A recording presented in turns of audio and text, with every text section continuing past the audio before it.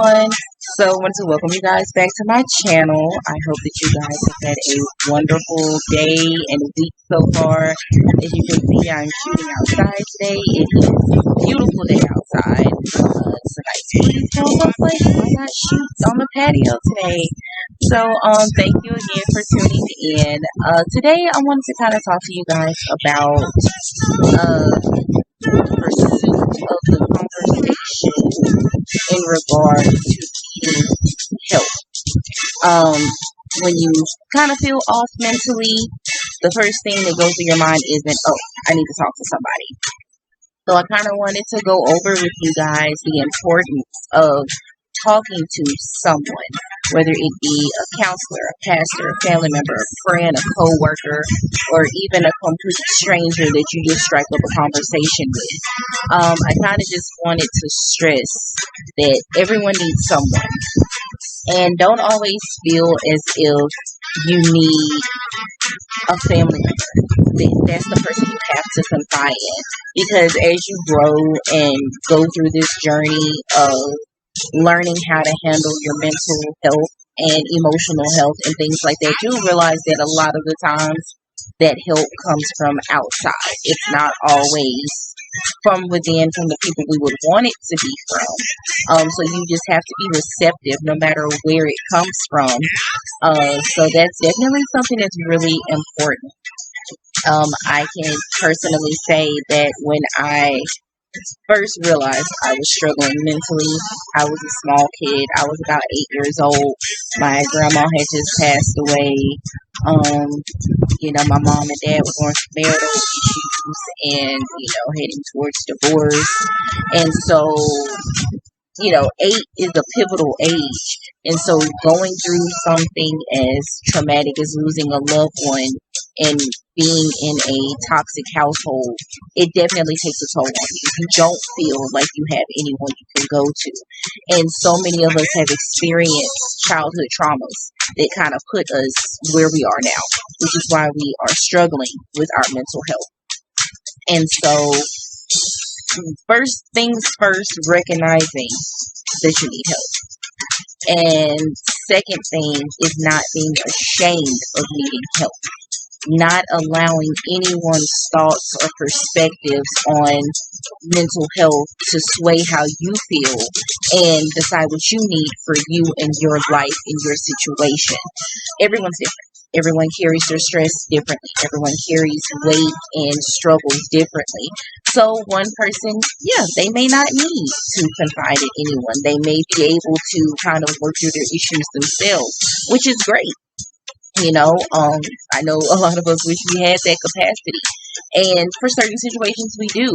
But other times we do have triggers and traumas and things that have caused us to have a mental breakdown to where it's not as easy for us to shake back and to pull ourselves out of a dark place. So once you acknowledge that you need help and you're not ashamed of asking for help, the third thing is going to get help.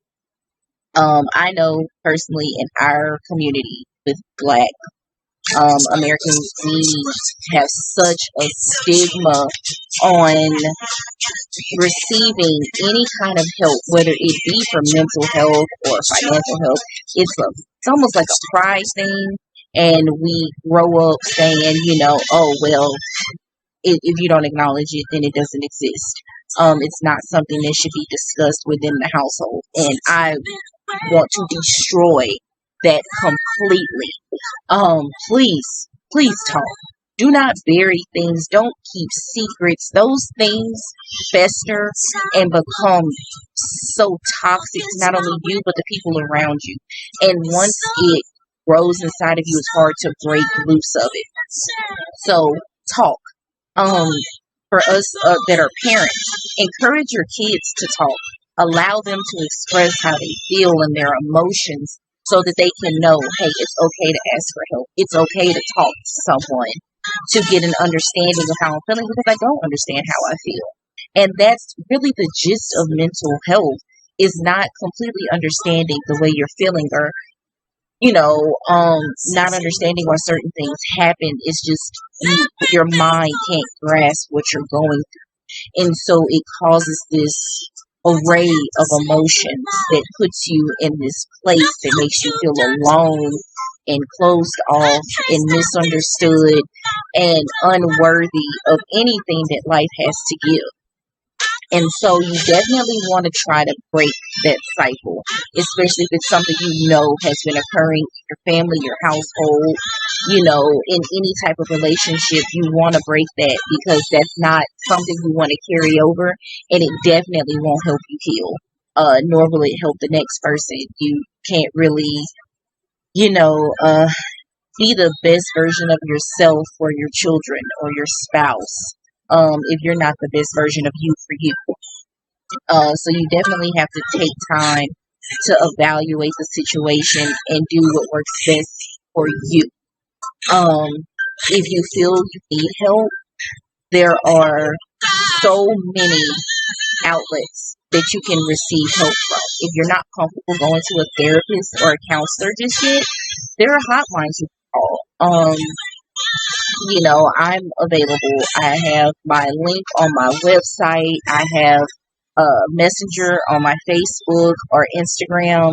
There's different outlets that you can utilize. You don't have to immediately go to therapy because I know that it's a big step, saying, hey, I need professional help. But don't ever feel there's any shame in it.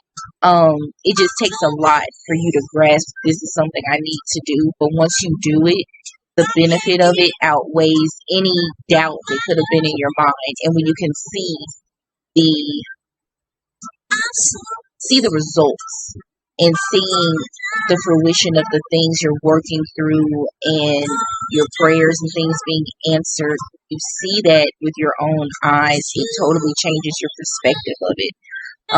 So don't look down on anyone who wants help, who needs help, or don't look down on anyone who's not yet ready for that. Everyone's at different stages with it. Like I say, everyone's mental health is balanced differently. What works for one person may not work for the next. It's the same way with medications. Some people need those medications to help balance them and give them that stability that they're lacking. And that is 100% okay. And then you have those who choose not to pursue that. And that's okay too. As long as you're doing something to help heal yourself and better yourself, you can't go wrong with that. And so definitely do your research. Figure out what you need. You may not need a therapist. You may just be okay with a counselor or confiding in a pastor or, like I say, anyone who will listen. If you have that outlet, will be okay. I promise it'll make all the difference in the world to have someone in your corner who will listen and who can give you some positive advice and steps moving forward on how to better your mental health. So that's definitely something I recommend for everyone, even if you feel you haven't had a mental breakdown. Personally, I feel like everyone needs a therapist because we all go through things that are heavy or traumatic or stressful, and it weighs on you. It changes your thought process. It changes how you feel about you and the world. So we all have things we need to talk about, and not all of us have a huge friend circle or close with our family. So personally, that's why I say I think everyone needs a therapist. There's absolutely nothing wrong with getting an unbiased opinion on a way to help benefit your life or your situation or your family or your marriage, whatever it may be. Utilize that tool that's out there. And I've seen on so many platforms, when it comes to mental health, people saying, oh, well, my insurance doesn't cover it. I can't afford it. So they use that as a reasoning to not pursue help. And I am here to tell you that is false. Your insurance does cover mental health. Now, you may have to do a little digging depending on your provider and your plan to see what benefit is available, but it is available. Medicaid does cover mental health. They will also cover treatment if you needed to go into a facility. And if you can't afford mental health or you don't have insurance, within your community, there are outreach centers that you can go to free of charge. They will not charge you for um, for therapy or treatment of any kind because as a state, and this is not just for Louisiana, but across the U.S., states get grants. They get these grants, and these grants are to provide services for people who cannot afford them. So when you think that there is no help or there isn't anything out there is. Now you may not be afforded on your own, but there are resources and things out there that can provide you with the help you need in order to better yourself. So do your research. That is the biggest thing that you can really take away from today is research. Researching what type of assistance you need, whether it be a counselor, a therapist, a psychologist, uh, you know, doing just yoga, just to release some stress. Wherever stage you're in, you have to determine what you need in that moment. And if you feel you need some professional help, utilize those community outreach centers that can provide you with somewhere to go. You can Google mental health treatment centers or facilities in my area, and it'll give you a list. I also, on my website at www.loveandlunacy.com, I also have a resources page where it lists different psychologists and therapists and counselors in the SBC area.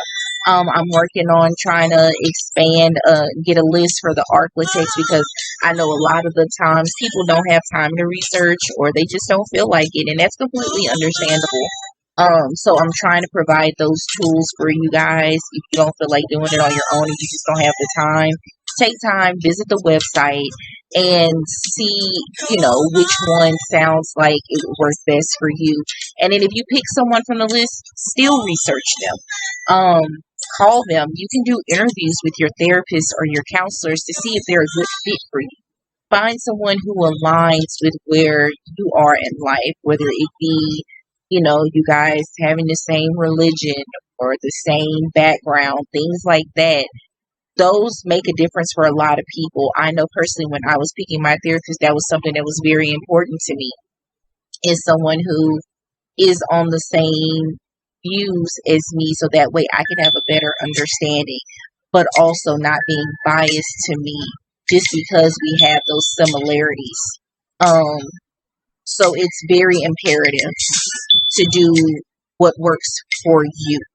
Don't let anyone sway your decision on making a decision, pretty much. Be okay with making that decision for yourself and being confident in it and standing on it. And learning how to tune out any negativity you may get, because it'll happen. And everyone's entitled to their own opinions, which is perfectly fine. As long as you know what you need for you, those opinions don't matter. So don't let them upset you or make you feel any type of way about what you need to better yourself. That's mainly what I wanted to talk to you guys about. If you have any questions about how to spot local physicians in your area that can assist you with your mental health, emotional health, substance abuse, anything like that, feel free to email me. My email is I'll give you the website. My email is loveandlunacy21@gmail.com. You can message me on the website, which again is www.loveandlunacy.com. You can feel free to message me on Facebook at Love and Lunacy Surviving Mental Health, or you can reach me on Instagram at Love and Lunacy, all lowercase _. And I can assist you with finding those things, or if you don't want to do that, comment in the section below and I will reach out to you and give you some pointers and try to get you in the right direction. Life got a little crazy, so I'm going to try to upload a little bit more and do a little research on some more topics that I feel are really, really important that kind of get pushed aside when it comes to mental health. So I definitely am hoping to be back next week with a new video. So thank you guys for hanging in there, for tuning in, for liking, subscribing, and sharing. Please continue to do so. Your support means so much to me, and it does not go unnoticed. Us ending the stigma on mental health is something that is extremely important to me, and I am going to continue to work with you guys in any way I can to educate and provide support for those who feel that they need it. So I hope you guys enjoy the video, and I look forward to seeing you again next week.